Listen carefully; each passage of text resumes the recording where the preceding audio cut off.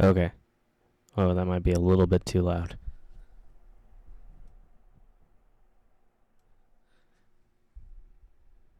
How's that sounding? Hopefully I'm doing okay. My apologies for the delays, everybody. OBS was freaking out with my camera for some reason. It might be again.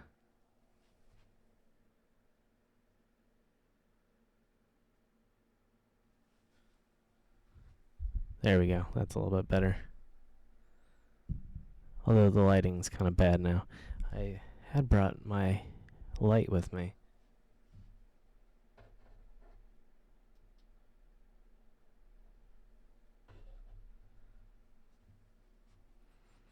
That's a little bit better. It'll do for right now anyway. Hold on, I gotta zoom in now. I've completely forgot to adjust the chat now.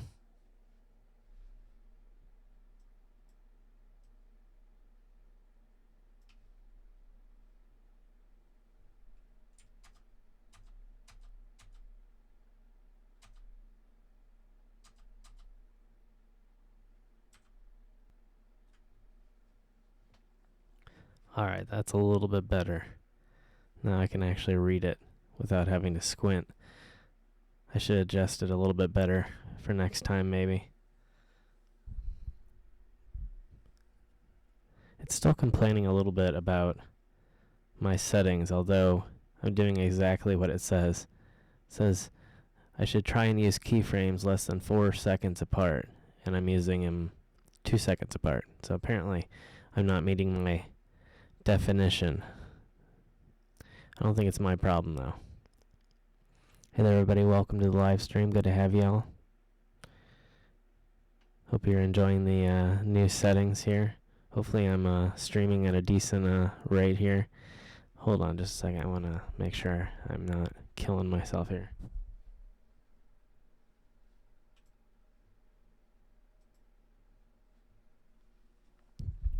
Okay, for the moment I'm going to pause my own stream. It was showing me the playback, and I was kind of assuming, yeah, it was taking up some processor, and the moment I cut it, or the moment I paused it, I should say, it immediately showed in my, I think I showed you guys my Elgato before, my Stream Deck, but it monitors my processor usage, and it luckily tells me when things are going badly, so I can see if there's a sudden spike that something might be wrong. But yeah, welcome everybody. See you all here. Thank you for joining us, Kelly. Hey there, Juanita. Hey there, Reverend, Linda, Gary. Good to have you.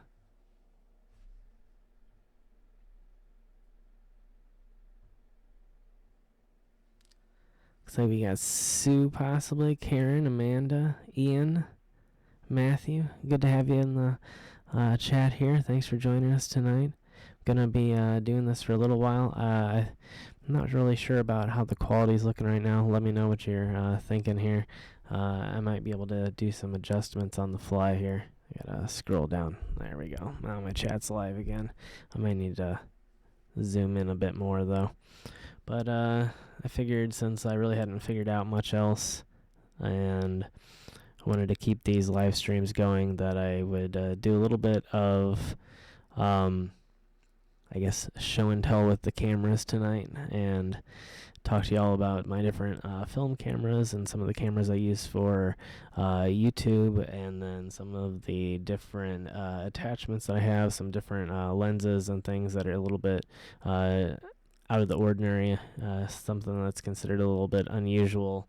Some of my cameras are a little bit out there, and so I thought it'd be kind of fun to go over some of those, and then some of you out there are also YouTubers, and some of you are maybe just getting started and have some questions about cameras, and I figured I could maybe talk about that and answer any questions that anybody has. I'm still wondering how it's getting that. Oh, never mind. I thought it was putting a logo up on the screen, but that's my actual channel logo.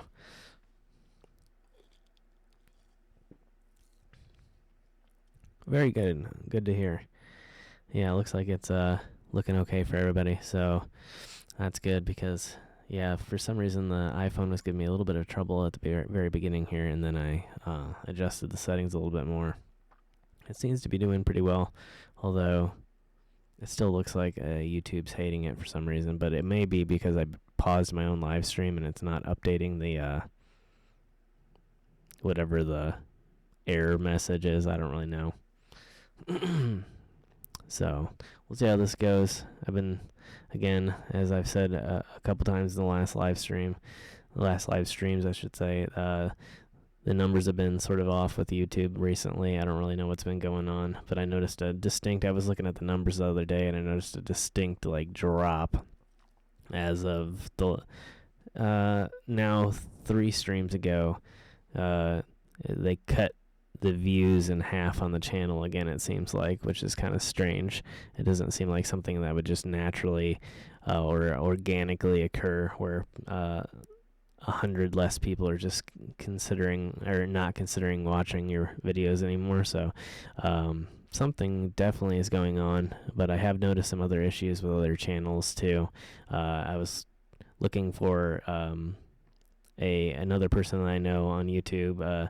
I knew that they had a live stream coming on, and I looked for the live stream. I didn't see it, but when I went to their channel, it was suddenly there, but it wasn't appearing in my timeline. So for whatever reason, they're not accurately updating timelines right now, and it might be because of everything that's going on right now. Maybe there are less people in the office to check up on the errors and see what's going on. So I'm not really sure exactly what to think of it at this point. So I don't really know.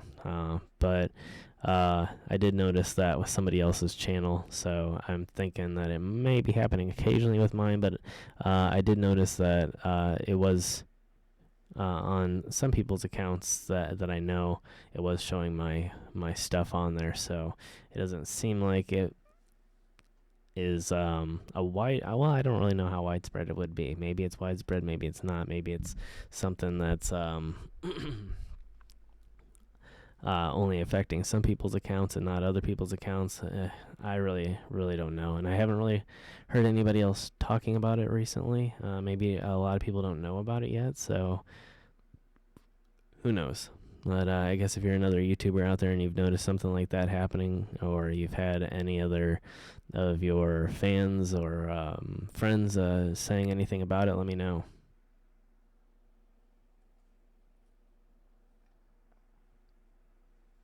Did I stop doing abandoned places? Not altogether.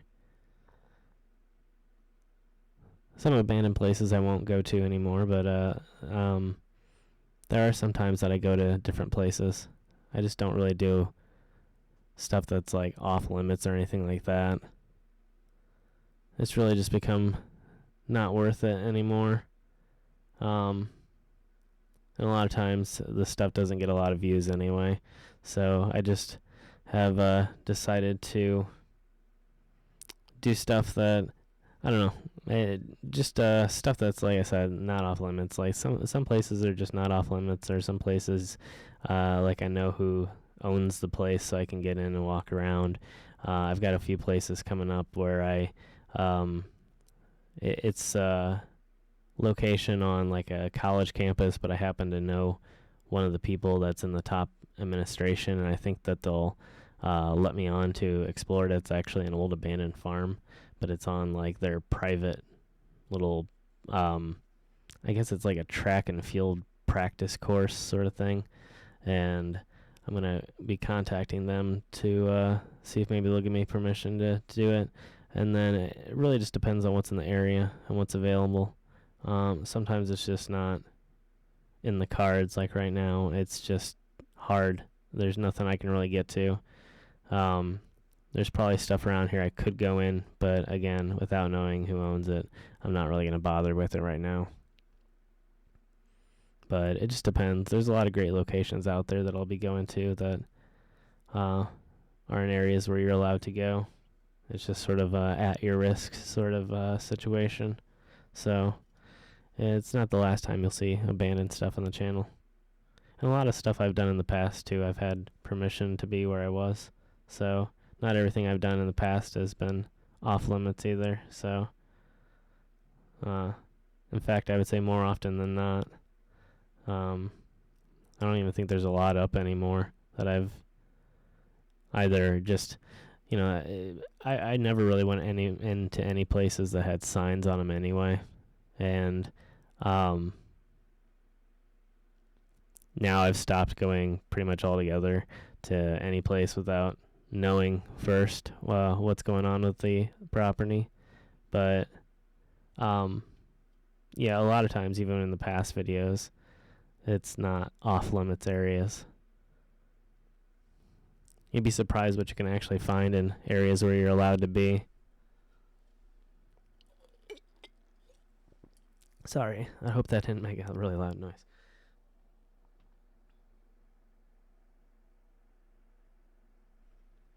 Yeah, always good to drink coffee, stay energized, keep moving. That's a very important part of this whole process that we're going through right now.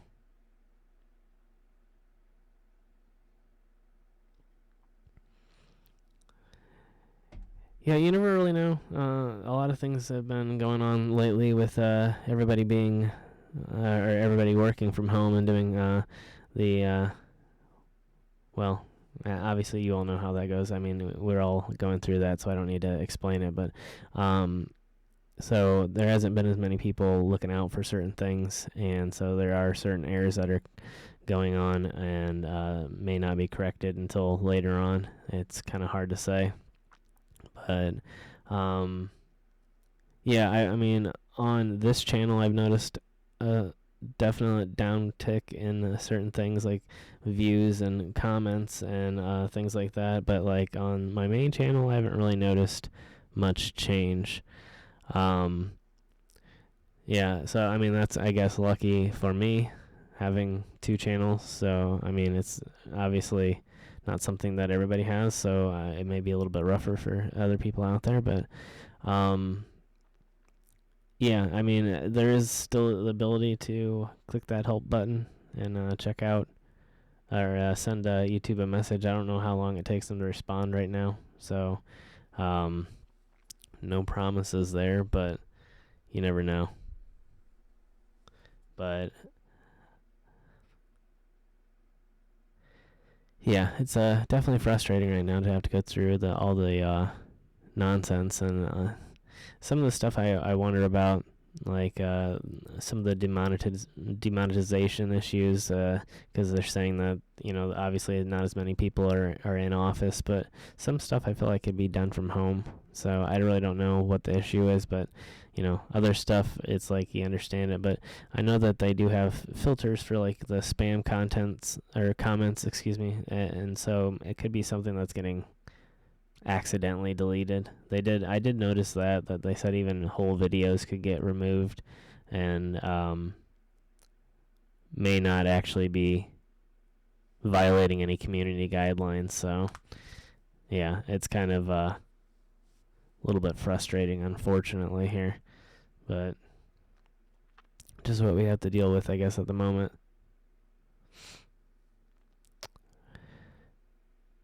But yeah, I do have a bunch of my cameras here. I thought maybe I'd talk about them for a little bit. If you guys, for whatever reason, want to talk about anything else or have any questions about the videos or have any questions about today's video, again, if anybody out there hasn't checked out today's 539 video, make sure you head over to youtube.com/539productions and check out the brand new episode over there. Let me know what you think. Make sure to give it a thumbs up if you enjoy it.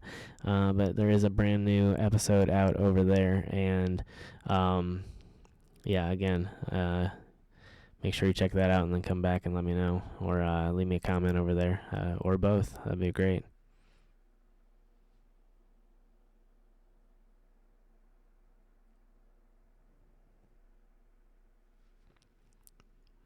No, I didn't see any photos in my email. Must have, I don't know what happened, honestly, but I didn't see any new messages from you, sorry. Yeah, you might double check the email address real quick. It is, again, 539productions@gmail.com. So yeah, just make sure you got the address correct and send it off again, I guess. But yeah, I didn't receive anything. I apologize.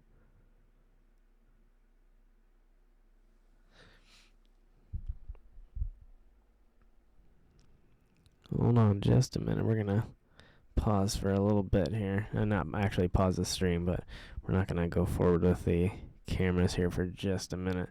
But, let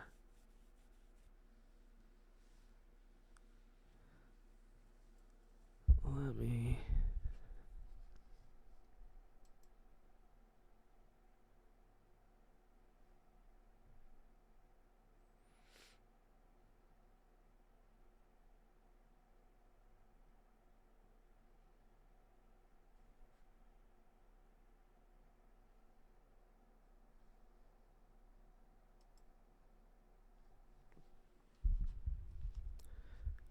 Okay. My apologies. I was just checking the stream settings real quick to make sure everything was okay. But again, yeah, if you're noticing anything weird going on, any issues with the stream quality or audio or video, anything at all, let me know. Yeah, again, just weird times altogether. Just some overall strange stuff happening, especially with YouTube numbers recently.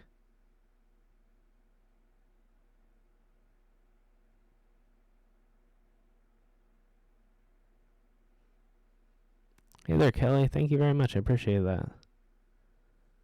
Yeah, I really try. I put a lot of hard work into doing the editing, and it's good to see that it pays off a little bit and that people enjoy watching. So appreciate the feedback.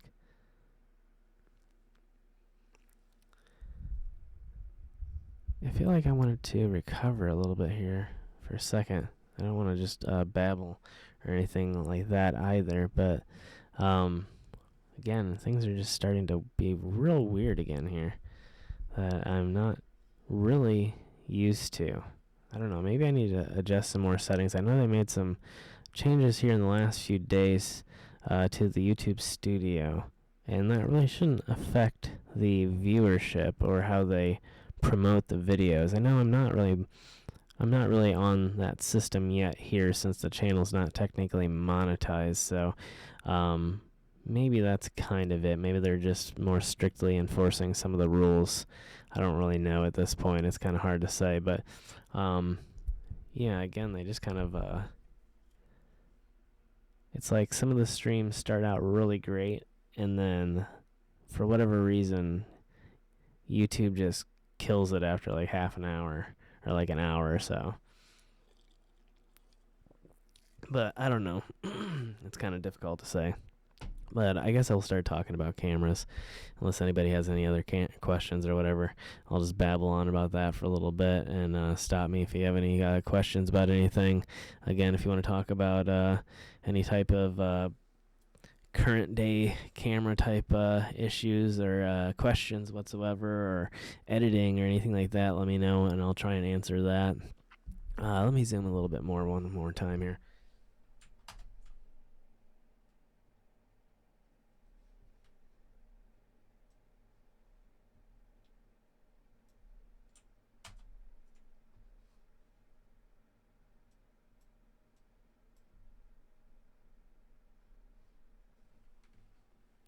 Okay, there we go.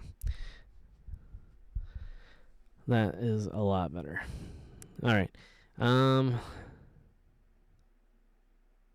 Yeah, again, just really not liking what YouTube is doing right now. Maybe they are really overloaded, though. I do remember them somebody saying that they were cutting quality even to a lot of the videos. I'm assuming because of the increased usage of the site due to everybody being off of work. But yeah, some of this stuff is getting kind of ridiculous, especially considering how many people during times like this actually want to sit down and watch something, or don't have anything else to do and kind of use it to pass the time while they're going through their own 2-week or month-long or however long stay-at-home process that you're going through. Maybe not at all at this point, but it's kind of strange. But I guess I get it. millions of more people online all the time, definitely equals out to be some really heavy tech issues. So I guess I can't blame them too much, but I guess we'll work with what we have here, and anybody that doesn't get notified that we're even online right now, maybe they'll catch it later, something there. Hey there, Patricia. Welcome. You want to see me laugh? Well, I can't just laugh on command, but I don't know. Maybe if somebody says something funny enough, then I'll end up laughing. But cameras aren't the funniest things. They can be sometimes, I suppose. Especially when they're not working. But I think I have the wrong... I wish I had a wider angle lens on the iPhone, unfortunately, because it's going to be really hard to actually hold these cameras up and do this. I thought about setting up a 2-camera system this time so I could have the webcam on me, even though it's not as great, and then have like the camera sitting on something like this shelf over here, and then actually have a close-up of the cameras while I was talking about them. But unfortunately, it doesn't really seem like it's going to work. But hey, I guess it doesn't really matter in the end, because YouTube's not even notifying even my own followers that I'm online, unfortunately, considering, again, that we usually have about 3 times this audience. So, again, kind of strange.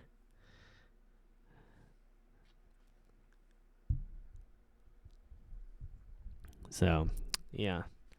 YouTube, again, is being frustrating right now. So... again, though, many thanks to all of you that are tuning in. I guess if you're chatting and you want to let me know how you got to the stream this time, if you saw it in your timeline, if you got a notification. Let me know, and then we'll get started with this whole thing, if anybody's even interested anyway. I never know if anybody wants to talk. It's like, I guess talking shop might be only for people that are actually interested. I don't even know if anybody cares about cameras, but I thought it'd be kind of interesting, because I got some old ones, and a few actually, but not a whole lot. But yeah, the toilet paper situation is pretty crazy.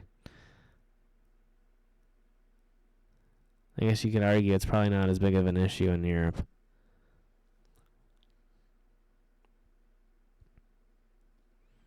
And it's good that some of the notifications are at least going out. That's good to hear.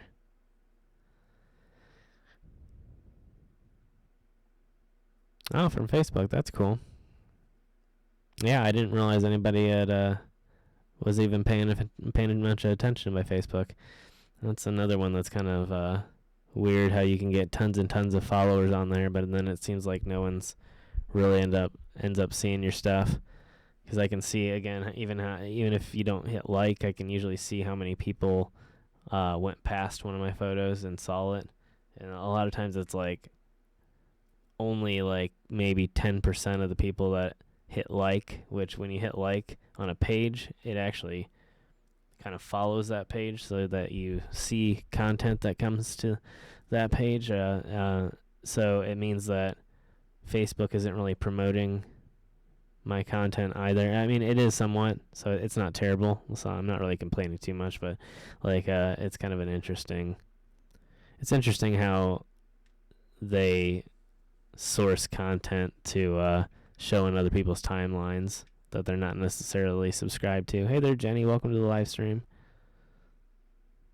But yeah, I really never know. But yeah, if you never checked out the Facebook page, though, make sure you check out the Facebook page. Excuse me. It is pretty much a copy of what I put on other accounts, but sort of there's a few things here and there that are unique. But yeah, mostly if you're a Facebook person and you like to get your content that way, make sure to check out the Facebook page. It's 539 Productions as well, and you can get all the updates over there if that's your thing. But yeah, I guess we'll talk cameras. This stuff is weird. It's just jumping. The numbers are all over the place. I'm always so confused. Normally it's not this crazy. Some of the numbers fluctuate, but not this horribly. Interesting. Anyway, so yeah, let's talk cameras, I guess. I keep talking about my Holga, and this is my Holga, which is a medium format, and I wish I forgot to take, I actually brought examples of the films out with me too, and I forgot to get my medium format film, and I don't know if I have any, I don't think I have any examples over here, unfortunately. No. No, I used to have um, a few pictures laying out here and there, and I don't have them out at the moment. But the Holga is the medium format camera. It is slightly bigger than your average 35 millimeter film if you're used to that, which is basically this little dude here. If you've ever picked up film from the store, you're used to that right there. It goes in many cameras and is very easy to get processed.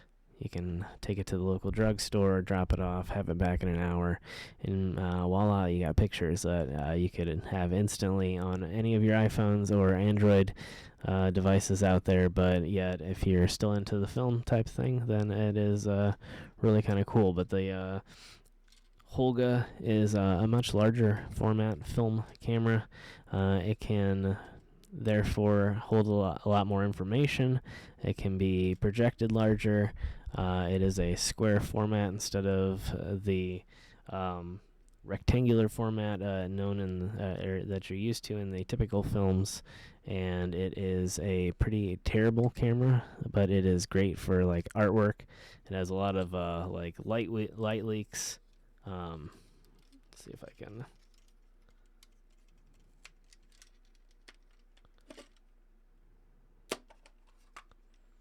So it's not really perfectly sealed, so it ends up leaking a lot of light in through here, and so you'll get these kind of cool little faded effects.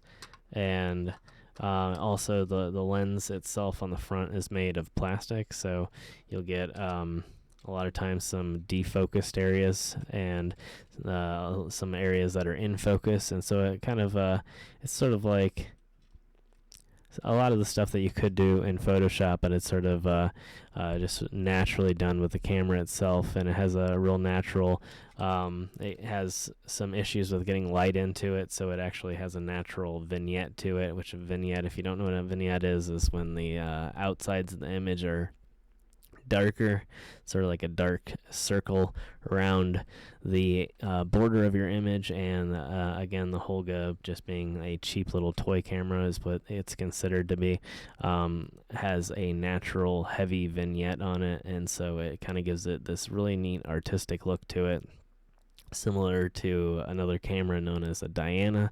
A lot of times people argue about what they'd rather have, the Holga or the Dianas. They both produce the same types of images. And again, the like I've always said on the streams, the medium format is a little bit of a pain because it's hard to get it developed.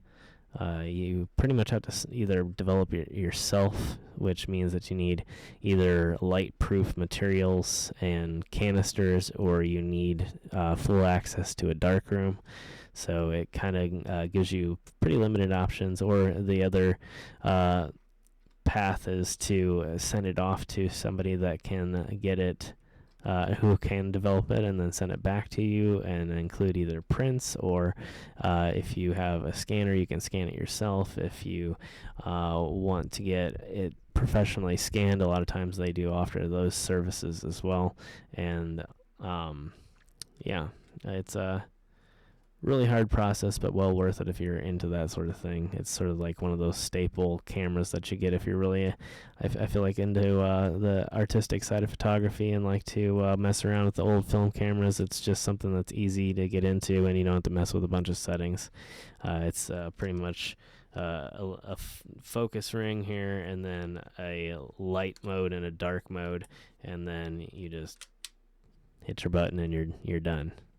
I ordered it offline, actually. You can find them online. You can find them on eBay. You can find them on lots of websites, and they're usually about $50, something like that.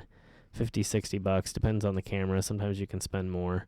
There's different models. Some of them, this one has a shoe attachment, so you can actually put a professional flash on it and everything. And yeah, and it does work. I've tried it with a speed light, and it does set the speed light off. And yeah, it takes really interesting, kind of cool photos. You never really know what you're gonna get until you're done with it. I have converted it before over to 35 millimeter, and I didn't really get great results. It was pretty out of focus, and that wasn't really my thing. I know that you can adjust it and get better focus on it, and then you get, like I said, the cool little effect where even the tracks, which I don't know how well I can show you this, but I was talking about this other day, and on this film you can see there are tracks in it, little holes, so that the camera can advance the film. That's something for it to grab onto, but that's still exposable film and works the same exact way that normal film works. And so when you expose it with the Holga, since the Holga is designed to have 120 millimeter, or not 120 millimeter, but 120 film, which is I think about 70 millimeter, something like that. So as you can see, it's much smaller than the film that goes into the Holga, the 120 film. And so what it does is it actually exposes over the top of those holes, and you have that unique, really cool pattern in the 35 millimeter film if you can get it in focus, and that's always the problem. But again, if you're liking the stream, make sure you give it a thumbs up. Appreciate y'all for being here. Hopefully I'm not boring y'all too much. It doesn't look like our numbers are improving too much. If it doesn't improve too much here in a little bit, I'm just going to sign off here. But we'll talk about a few more cameras at the very least here, and keep going. See what happens. But again, if you're enjoying it also, and you have other social media like Twitter, make sure you hit that share button and share the link over on Twitter, so that we can get some new viewers here on the 539, but the mystery channel.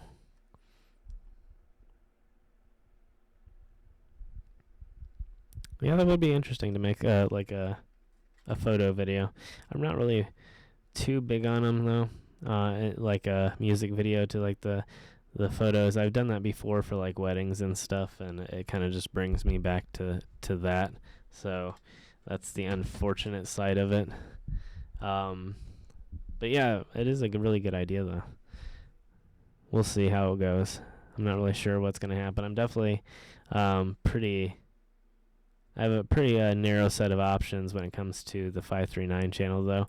Unfortunately, if I posted something like that, unfortunately, it could probably just a couple hundred views.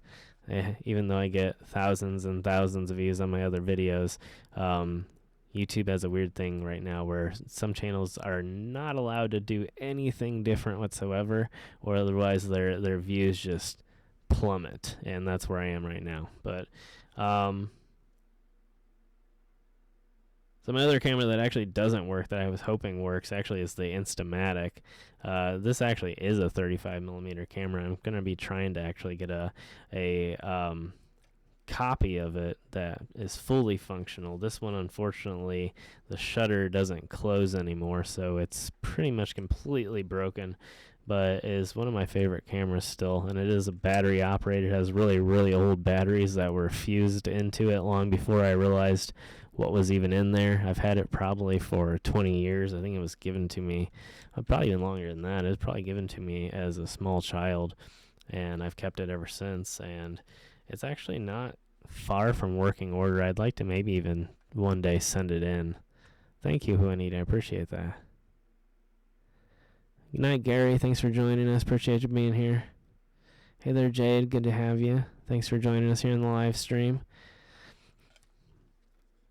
But yeah, this is one of those ones that's, I wish I could figure out how to get it in working order. Well, I mean, I know how, but I mean, it just takes time. But and parts. But if I could get it in working order, I think it would make some really interesting images. But I think with I guess it's never too far gone. You can always find different parts. I was gonna say with the battery being fused like it was, there's two really really old batteries that I don't even think exist anymore. They're cell batteries, but they're really large, and I don't think I've ever seen anything like it before at stores. So that's kind of the unfortunate part, because it's such an interesting looking camera, and I feel like it'd be a real fun one to use.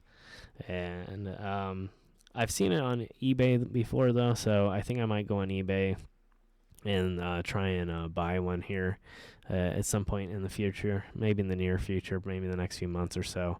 I am going to be getting another one of my cameras revived here, which I've been talking about recently on the streams, which is the Polaroid, the old-fashioned Polaroid. You've got a lot of new Polaroids that are coming out right now.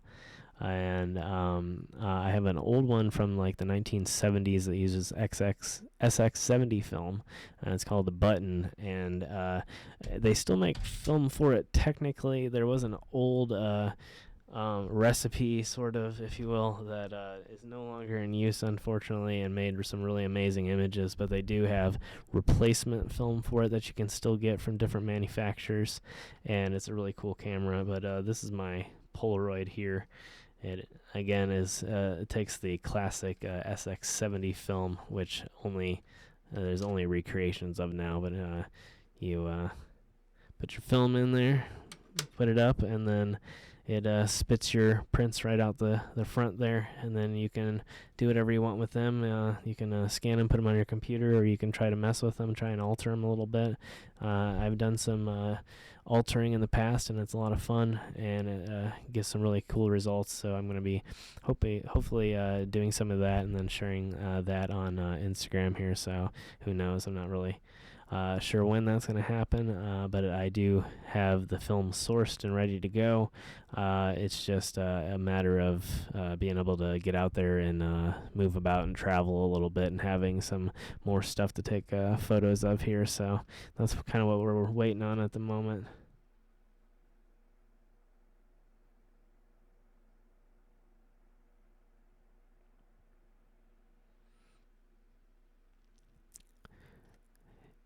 Huh, that's interesting. Yeah, I don't know about I've never had any issues with YouTube actually deleting any of my videos, fortunately. But I know some people have had videos deleted in the past, and yeah, it always sucks to get your stuff taken down. Or in my case, I've had it demonetized. I've had certain comments marked as spam that weren't spam comments, but yeah, it definitely happens. Oh yeah, my little zip-up jacket, my zip-up hoodie. Yeah, it's one of my favorites from back in the day. It's a pretty old one. I think it's about 10 years old now. But I always loved it. And it has a really huge hood on it. That's what I really like. I don't like the hoodies with the smaller hoods. Some of them are really good to actually wear, and then some of them are only good for looks. So you just have to pick and choose what you're looking for that day. But yeah, that's one of the reasons I like this one is because it's just an absolutely massive hood on it, and it looks really nice.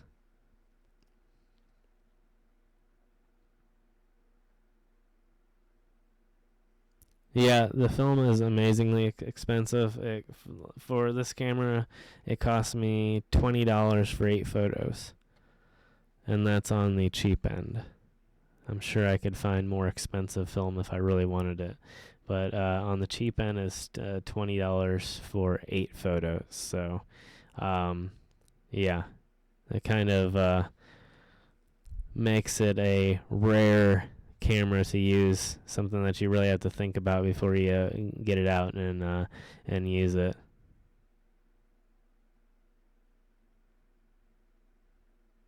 I don't know how the new film is with fading. I would assume it's going to do some fading. Any amount of prints are going to do fading over the years, but I'm not sure. Yeah, it's hard to say. I mean, I still have a lot of my old Polaroids from maybe 15 plus years ago, and they're still doing pretty good. I've kept them mostly out of sunlight in drawers, so I haven't noticed anything. But yeah, I don't know about the new film. That'd be interesting to see how much better quality or better it is at standing the test of time. So, hey there, Shauna. Welcome to the live stream. Good to have you. Oh, that's interesting. Yeah, I never have had any issues with YouTube taking down my videos.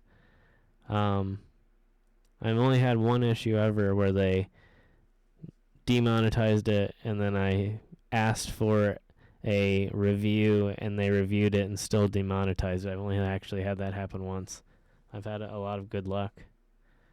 It's more just been the views a lot of times where it's like all of a sudden I'll have problems because a few of my other videos had technical issues, or like sort of like this one. It's like I had the one live stream with technical issues, and after that every single stream since then has been like it's been really hard to get viewers.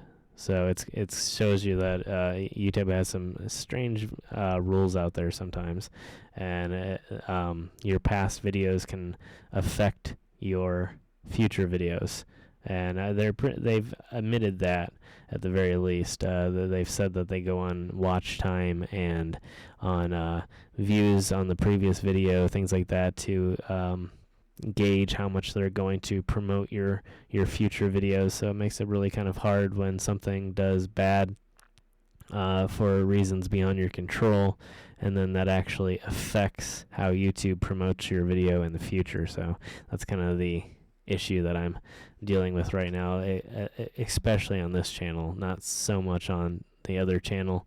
Luckily I've sort of gotten that channel a bit more trained, and I think it's just because there's more viewers, and it's harder to hurt a channel with a little bit more viewers because there's more people that are guaranteed viewers that come there, and they comment, and they give the thumbs up, and they share, and then it sort of gives you that cushion. So this channel just doesn't have the same cushion, so it's sort of one of those situations where I get affected very greatly from one video to the next. And so that's why I'll have like a video that does terribly, and then I'll have one that does relatively decent for the size of the channel.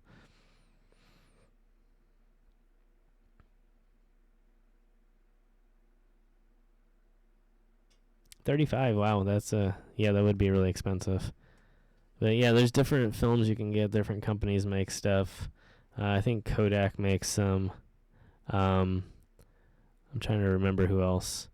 I think Fuji makes some too, but I don't really know the entirety of everybody that does.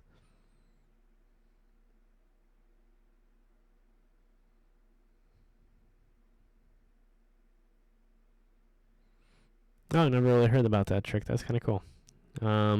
Yeah, it kind of sucks when you get them stuck together. I've pulled them apart before, and then it's left weird colors and damage on the surface of the photo, so that kind of sucks. But yeah, that's an interesting tip. I'll have to try that sometime.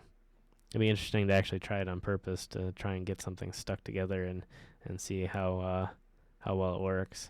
But I don't know, maybe a future video for the for this channel, the second channel.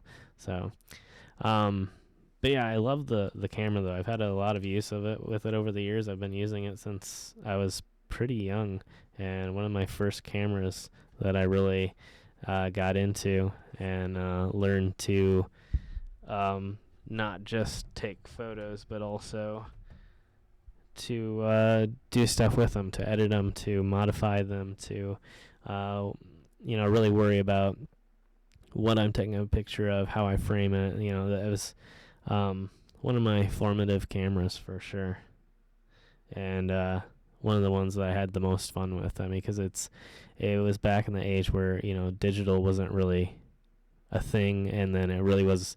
Once it first started, it wasn't really good. It was just a crappy camera that took horrible images and wasn't really gonna do much besides just be something of interest to talk about, I guess. But the Polaroid was a instant satisfaction, pretty decent quality image, and was really cool and a lot of fun to mess with, like I said.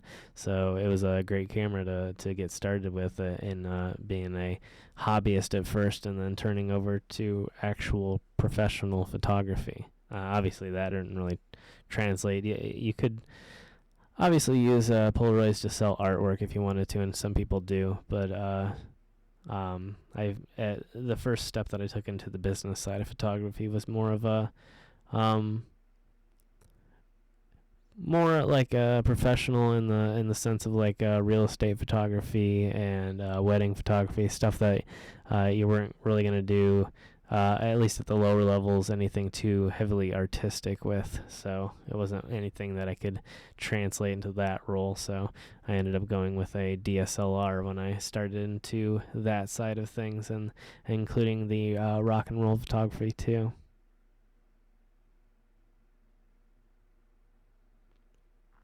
Thank you, Jade. I appreciate that. Yeah, it sucks. Like I said, I really don't know what to do. Again, at certain times, like like right now, it's not doing too terribly. It's definitely not what we're used to, but it's not terrible. But then it's like, um, I don't really know. It's hard to say. Some people come in and some people just stay for a little bit and then they leave, and that's fine, and I'm completely cool with that. But again, it does seem like things are spread a little thin, and that could be again because there's just that many more people on, not only watching but also creating too. There's probably a heck of a lot of live streams going on right now, and so I'm sure that some people are getting not as many viewers as what other people are getting. And then again, like I said, monetized channels have a certain priority over the rest of everybody, just because of the new system that YouTube's implemented. And so, since this channel isn't quite monetized yet, it's not really getting the first priority. And with everything else going on, again, this is a small problem in the grand perspective of things, but with everything else going on, it's obviously made things quite significantly worse on the streaming side of things, especially for, again, the non-monetized channels like the second channel here. So, but I mean, it's all right. It's not a huge deal, and something that'll deal with as time goes forward here, and then hopefully as we continue to do more and more streams and more often, maybe YouTube will see that people are hitting that like button, because often we get a decent amount of thumbs up on the videos. That's the crazy thing, as I'm going back and looking even at the second channel's views, it's like we get an incredible amount of like thumbs up for the, like, even like right now we have way more thumbs up than we have viewers, which is kind of crazy to me. And it feels kind of strange that and a little out of place, and I think it's just, again, like I said, it must be because of some of the huge numbers of people actually out there broadcasting right now.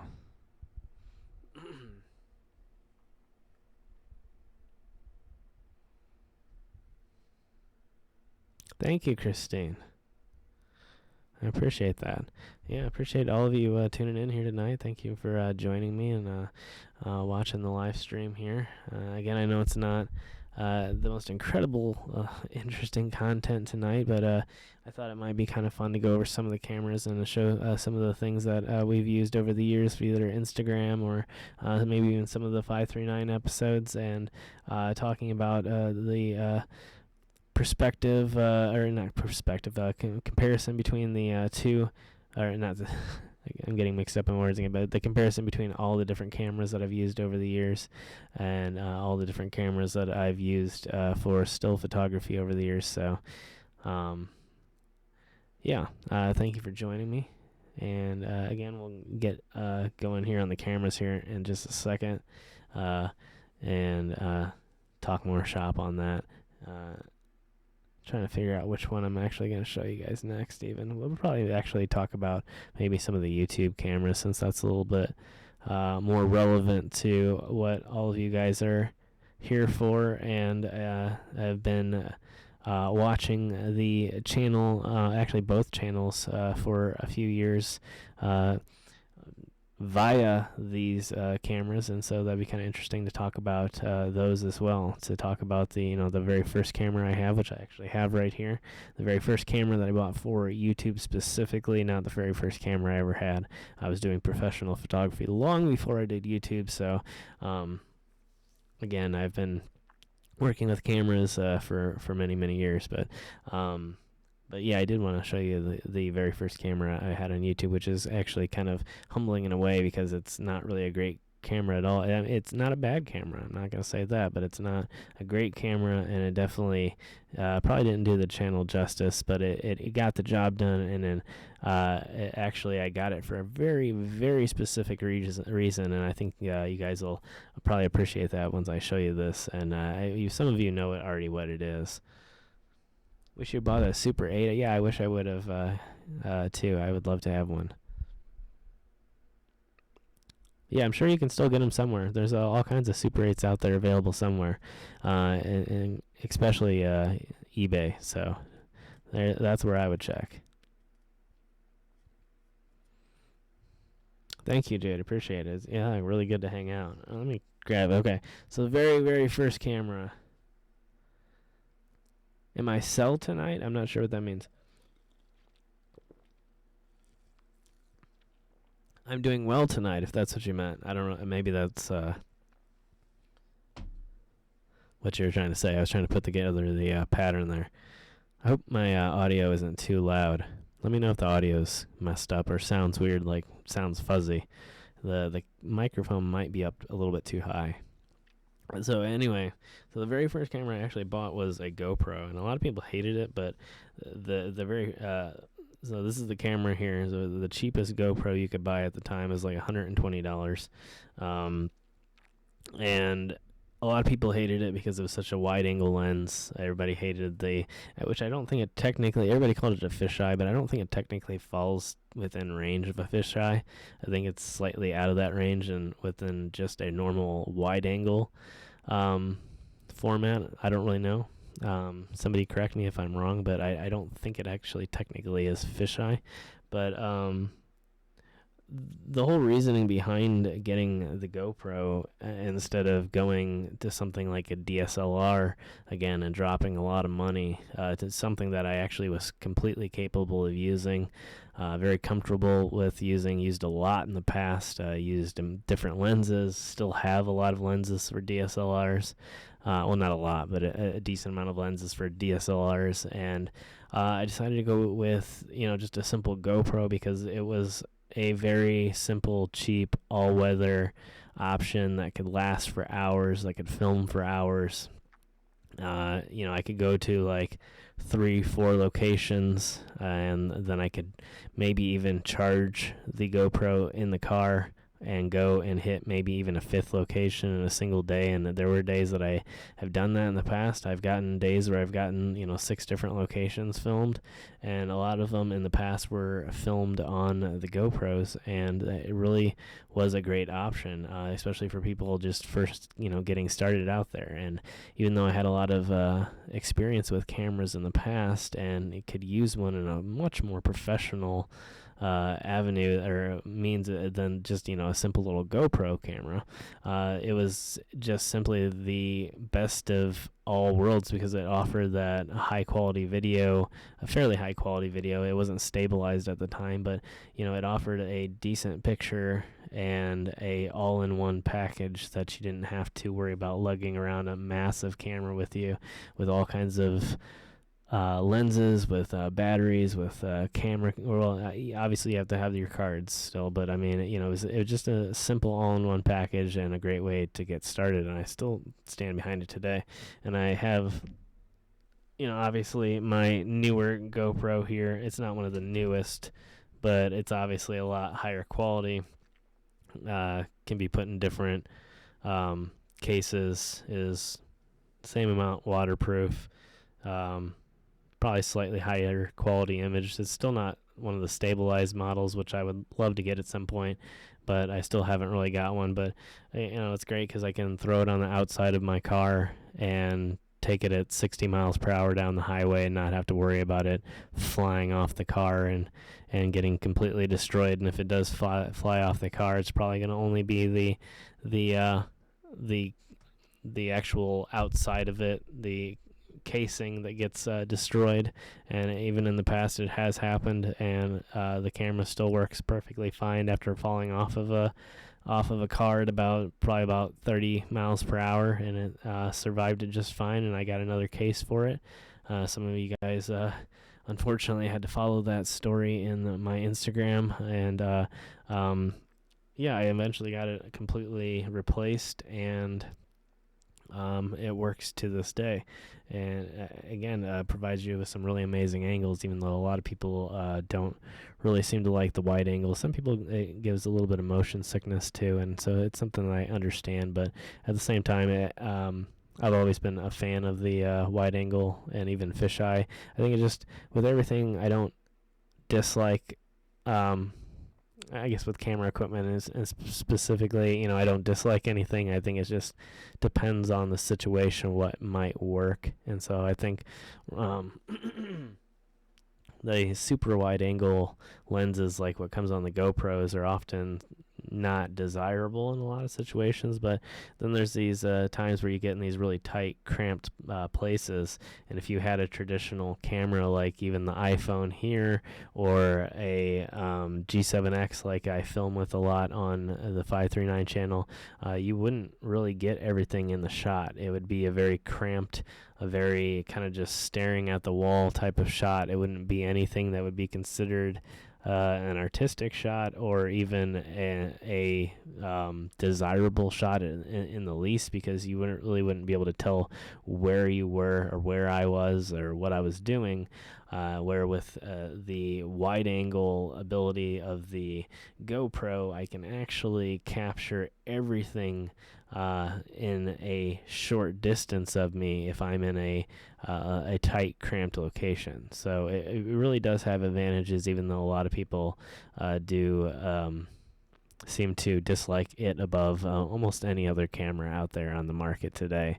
And I always laugh too, because people always have these really interesting insults about GoPros, but at the same time, a lot of the industry uses GoPros. So like your typical TV shows use GoPros a lot. If you ever see car shots where people from different TV shows are shooting in a moving car, and it's really a moving car and not just a fake car on a sound stage, then a lot of times they are actually filming with GoPros. There are other options out there that are maybe a little bit more professional, but for the most part, a lot of people out there just use GoPros. Like you see, like Carpool Karaoke, they're using GoPros, So it's really not a bad format to work with. Again, it is meant for certain situations because it is a wide angle lens, and so you don't. It's one of the main reasons, I should say, that I don't use it all the time anymore. But at the same time, it was a great way to get started, and it still provides me with really interesting shots to this day.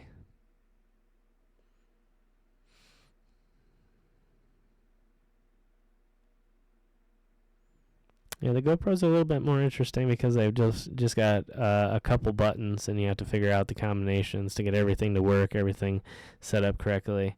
One of the easiest ways to do it is through the app. If you can download the app to your smartphone and then connect to it via the Wi-Fi, then you can set everything up just by selecting all of your settings right there in the app, whether it's your resolution, whether it's a still photo or a video, or whatever settings you want to, including adjusting the wide angle nature of the lens. You can actually adjust that a little bit so that it takes some of that fisheye effect away. So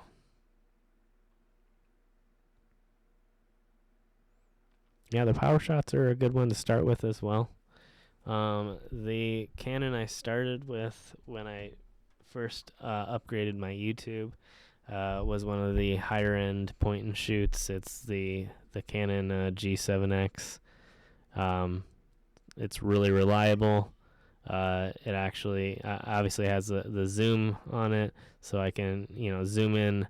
I can take a wide angle. I can take a telephoto. And I don't have to worry about changing the lens out. I don't have to worry about carrying additional lenses around with me. I don't have to worry about getting dust in there when I change a lens, whatever. And then it has a really good microphone on it, which is covered up here by the wind cover, which is what looks like the little mohawk there. And that's what's protecting it from the wind and gives my videos a lot better audio quality, at least on this particular camera. I have other options for my other camera, so I'll probably grab that here in a minute here, and I'll let you guys see that. But yeah, it takes really awesome video. It takes really good, pretty good low light shots. Not as good as a DSLR, but definitely does the job. It's a little bit more on the expensive side for a point and shoot. I think brand new they were about a $750 camera, and that's pretty cheap in terms of like getting a professional looking photo on videos, though. Considering what you pay for a DSLR would be some of the entry-level DSLRs you might be able to get for around the same price, and then you'd have a really bad lens with it. That's the only problem with the DSLRs. You might be able to get a cheaper DSLR starting out at maybe $800, $850, maybe $1,000, but they're going to give you a really cheap lens with it, and it's probably like an 18 to 55 millimeter lens, and it's going to not be very sharp, meaning that if you zoom in, you're not going to have that sharp picture. Everything's going to be a little bit fuzzy. It's it's a real soft focus, and so this actually has fairly sharp focus for being, again, just a point and shoot camera, and again is really easy to carry around, a lot like the GoPro, and gives me that ability to up and go with either a backpack with extra supplies in it, or just sort of throw the one camera in the car and head out on the road. Do I own a camera or a drone? No, I don't own a drone yet. I am considering buying one this year, if I have the ability to use it at all. That's the only unfortunate part at this point. If I even buy one right now, I don't even know if I'll ever get to use it until next year sometime. So I really don't know what's going on.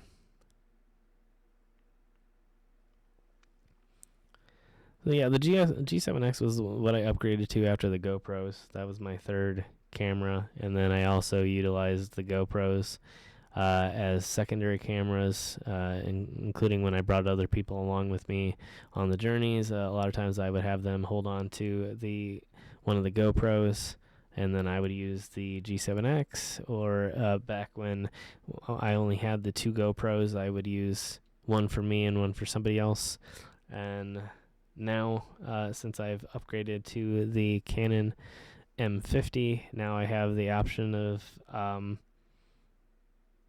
having the GoPros mounted in the car while utilizing both the cameras while I'm out in the field, or separating it out so that I can have a lot more filming time. I can use the G7X until it's out of its batteries, and then I can switch over to the M50 and continue filming while the G7X batteries are charging in the car on my power bank, which I don't even know if I do have my power bank over there, which is another great thing to have when you're on the road, is a portable power bank. I can actually be recharging the batteries for one camera, which I have 4 batteries for my G7X, and I have a dual battery charger that works off of USB that I can hook to my power bank in my backpack, and actually be charging my batteries for my G7X while I'm either using another battery or I'm using the Canon M50. And so I actually can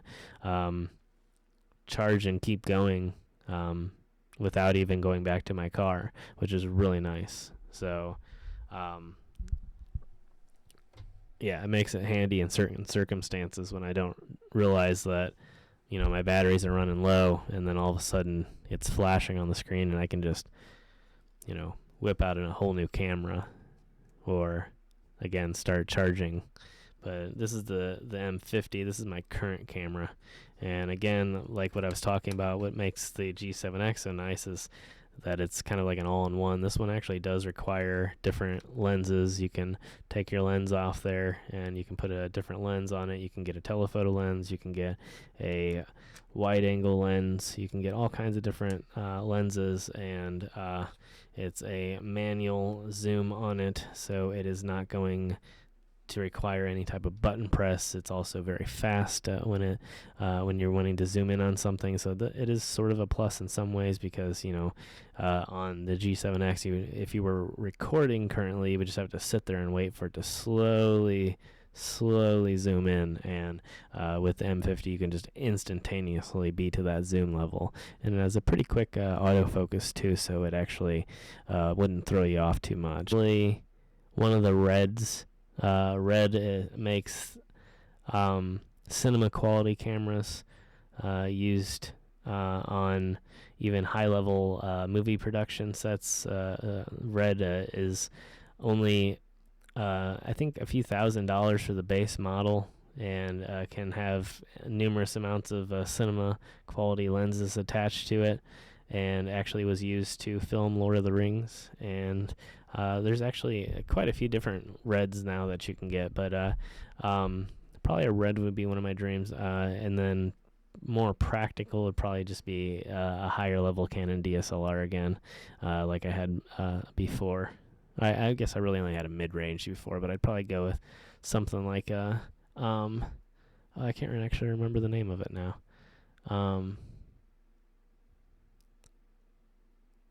Wow, I can't remember the name of it right now, but it's all right. I'll maybe think of it here in a little bit and let you guys know. But probably just, like I said, any professional level Canon DSLR would be amazing right now. That would be excuse me, hold on, I gotta take a drink.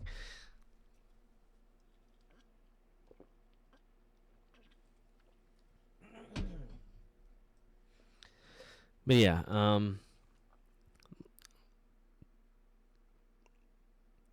the DSLR would be the greatest way to go for me right now, because I've had so much hands-on experience with the DSLRs that it would just be something I can immediately jump into.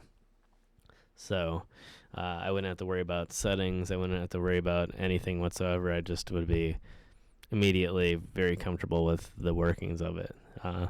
Which in a lot of ways I'm very comfortable with the cameras that I have too, because a lot of the settings are fairly similar. Obviously it has your fully automatic settings, and then there's your more professional settings that are on a lot of DSLRs and point and shoots alike. The real difference is the quality of video, the sensors. On the bigger level DSLRs are much larger, and so they're higher quality. They get more accurate colors. They have a wider range of colors, and so while you might not necessarily notice it watching like my videos, because the video quality is pretty high, if you were to watch it side by side though with a DSLR, you could definitely see a huge improvement from the like G7X or the M50 to the DSLR.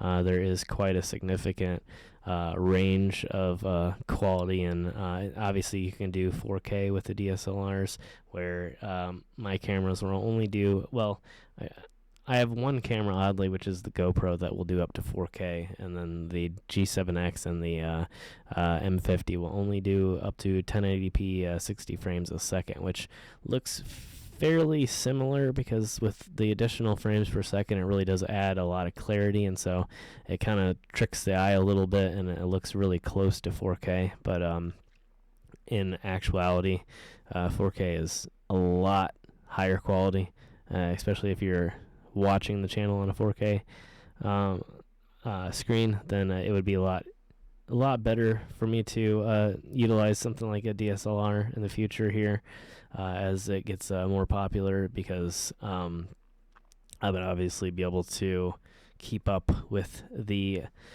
current technology a little bit better. Right now, I'm sort of in mid-range. A lot of people still watch 1080p footage. A lot of YouTube videos out there are still 1080p. A lot of videos or movies out there are still 1080p, so it's not a huge deal, but it's going to be becoming less and less here over the years, and eventually moving up to even higher quality. You're starting to see 6K and 8K come out, even though they've really been out for a while now in the professional side.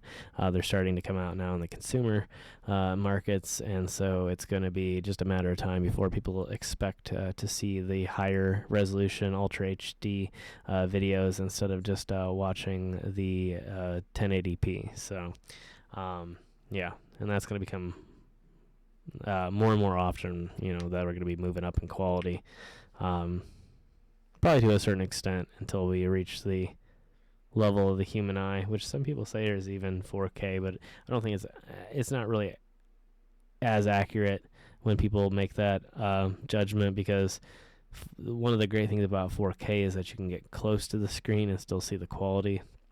4K just isn't about sitting back and enjoying your experience and have it being Ultra HD. It has other benefits besides that, and when people are making that judgment, they're actually basing it on a certain distance from the TV, so it's a little bit inaccurate of a judgment to say that people don't see it 4K.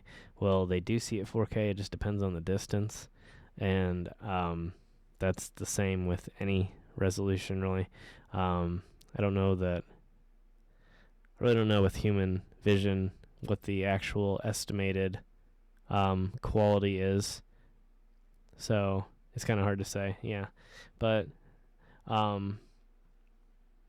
yeah, that was kind of a roundabout way to explain all that.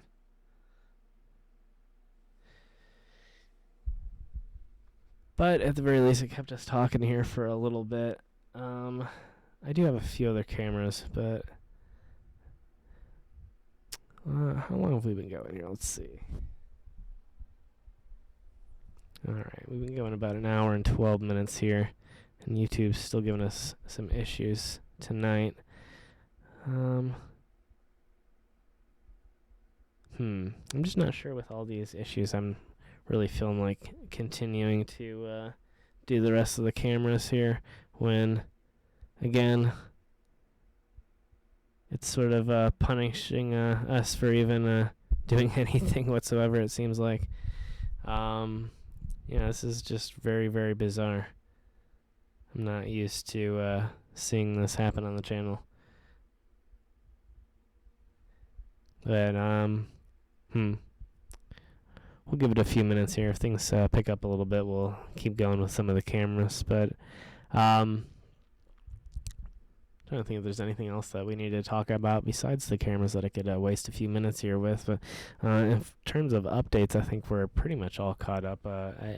Depending on how things go here, again, I don't really envision that we're going to be getting off of this whole at-home situation very soon. I know that it's saying that we'll be off of it in about another week and a few days, but I kind of feel like it's going to continue here for probably a little while longer.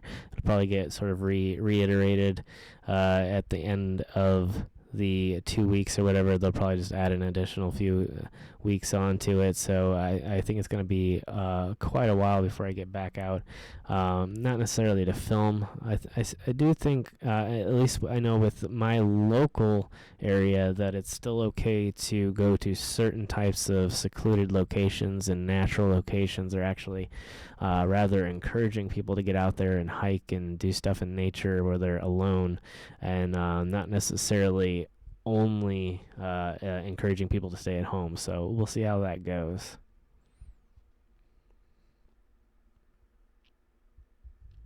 Yeah, that's absolutely true, Jane.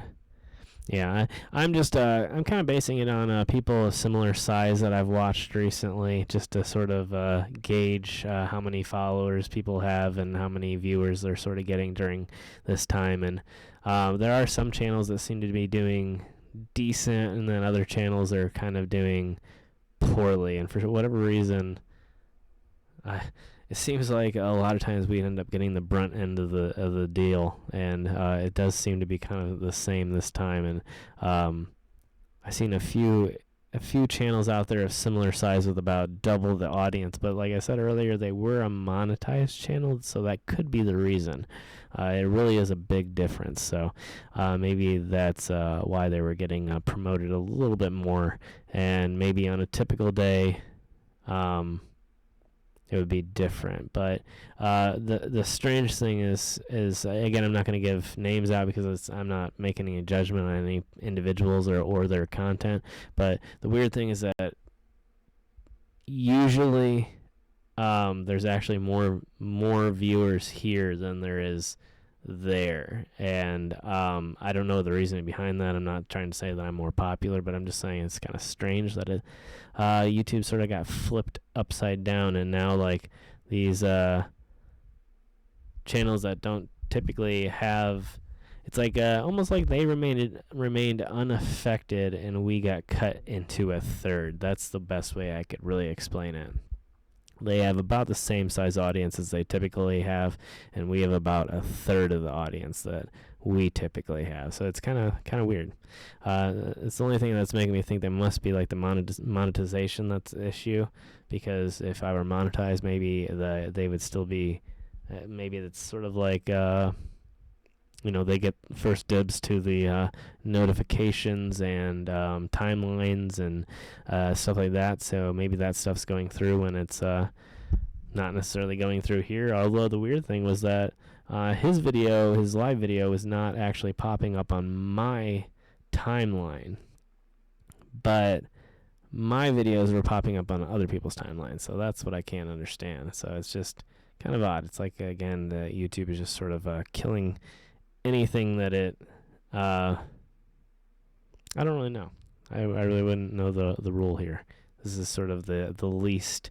It's not titled in any way that would allude to any of the recent events going on, and we haven't really discussed any of the recent events going on other than maybe the adjacent effects that have happened on all of our lives. And yet again, we are probably about 20 viewers lighter than we usually are, and that's really, really odd. And I'm not sure if those are viewers that are subscribers, or if those are viewers that are random, that are just sort of coming in from other places, from other sites, from from maybe the live streaming page on YouTube. I really don't know. It's kind of a little bit disappointing to see YouTube messing with the numbers so much.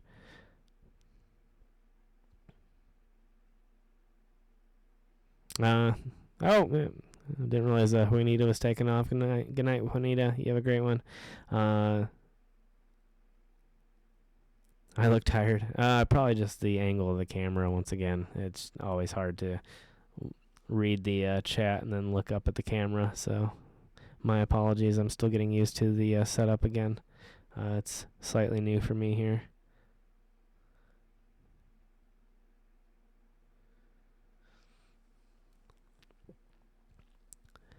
Yeah, most places here are closed, and then people are allowed to drive around. You're allowed to go to some public places. You're supposed to keep your distance, but there are some places that you can still go. But I'm not really sure of all of them. I've really, for the most part, kept to myself and stayed indoors. It'll be 1 week tomorrow since I've even left. So, yeah. Man, kind of sad because I actually was going to make this a little bit longer of a live stream too. I had actually set it up so that we had several different screens. I had a break screen actually. I'll go ahead and show you guys just so you can see. Hold on. Oh, I don't have it triggered on there. Hold on a second.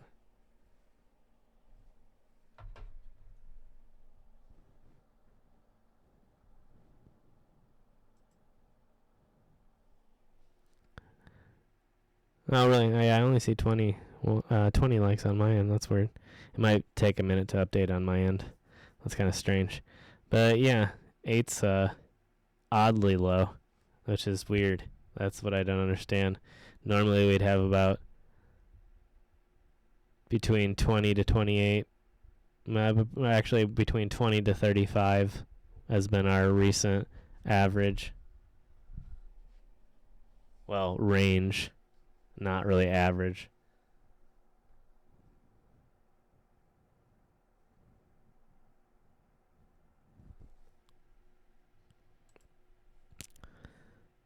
I think I can do this and still keep the mic on, but it's going to start the music. But this is our official break screen, right now. Which that is my one of my Instagram images, and then is that text scrolling super fast? I can't even tell. Anyway, that's our break screen. And then we have our on-air soon stream. And then obviously we have our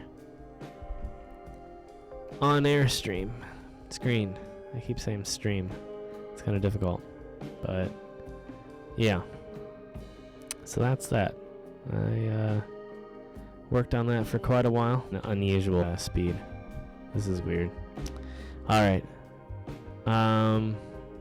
Yeah, well, I'm not going to stay on here if YouTube's going to continue to mess with the streams like this. We'll pick it up here at another time. My apologies to everybody. Again, I want to thank everybody that actually did tune in. Thank you all so much for hanging out tonight. Appreciate you being here. We'll be back here. Should be back tomorrow. I took an extra day. I was trying to take an extra day to... oh, am I buffering? See, from my end, it actually says it's perfect quality.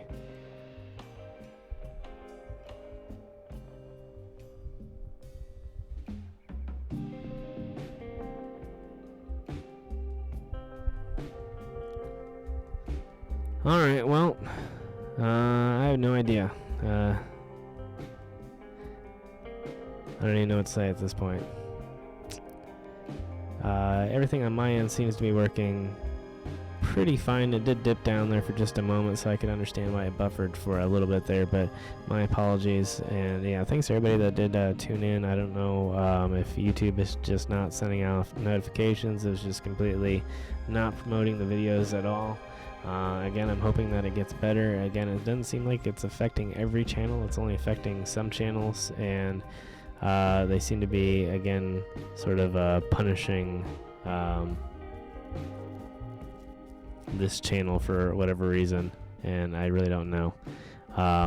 Again, it might just be an unfortunate side effect of having just so many extra people online right now, and I think the bottom end is just sort of, it's like they're giving all the bandwidth to the top end, to anybody who has a lot of subs, who has a lot of viewers, and then anybody on the bottom end, they're cutting the bandwidth because they can't afford it right now. I guess that's my guess. That's the way I'm thinking about it at this point, because 7 viewers and having buffering issues like this is just... I know we've had some buffering issues in the past. Things aren't perfect, but this is kind of ridiculous. So my apologies. I had a lot of fun talking about the cameras there for a little while. I would have loved to continue going, but again, even if YouTube's not even going to recommend my videos to even the rest of you guys, and everybody has to watch it later, then I don't see any use to continuing, and we'll just maybe finish the camera collection in the next stream, or maybe we'll move on to something completely different, because yeah.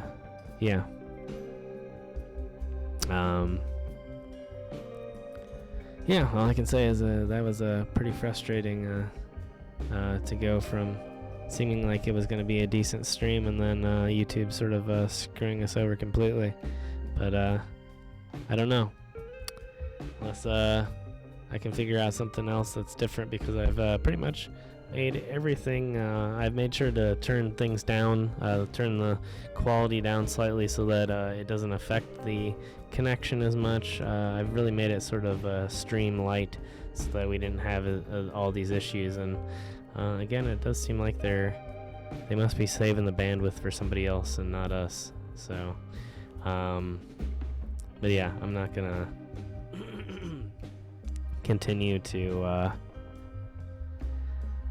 I feel like I want to give everybody a fair chance to join the streams, and if YouTube just isn't promoting and just isn't notifying anybody that the streams are even there, then we'll wait and go live a little bit later. We'll see if it's a little bit better tomorrow. But I'm glad at least we got to go on for this amount of time. It looks like we're just about to the hour-and-a-half mark, so many thanks everybody for joining me tonight. Sorry that we are not going to continue, even though I wanted to make it a long stream tonight. YouTube apparently didn't agree, so thank you, Jenny. I appreciate it. Now, yeah, it seems like it's not just one or two people. I think YouTube's just having a lot of issues in general right now, but yeah, appreciate you all for being here. Thanks to those of you who stopped by. Thanks for all the thumbs up. Again, we will try and do this again tomorrow. I'm not going to try and take another break for a day. I had wanted to give it a little bit of time to sort of catch up and get a few more views, but in the end, it just didn't seem like it really mattered. So we'll continue to give it a shot. Maybe we'll do this over on Twitch. I don't know how many of you have Twitch. But, before I go here, I will say this. I have been wanting to try things out on Twitch. I have this, I pretty much just have to aim this whole setup over there. And I'm going to try and start doing streams on both sites. So if anybody out there has Twitch and you want to join me over there to do a few streams this week over there, then maybe we'll start doing that, and we'll break the streams up, and then every other stream we'll do YouTube, Twitch, YouTube, Twitch, YouTube, Twitch, and maybe we'll explore other options, see which one works out better, because this is ridiculous. So, all right, thanks guys, have a good one.